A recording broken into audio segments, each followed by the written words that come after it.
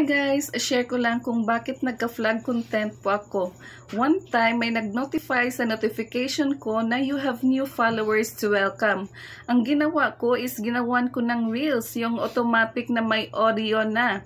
I-upload mo na lang. Pagkatapos kong na-upload ay nag-check ako ng recommendation sa ating dashboard. Merong flag content. Nagtataka ako kung bakit.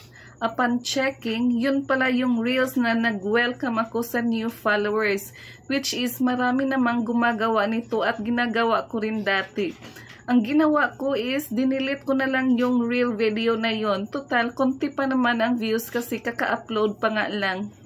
Ipapakita ko po sa inyo ang screen recording kung paano ko ito na solusyonan.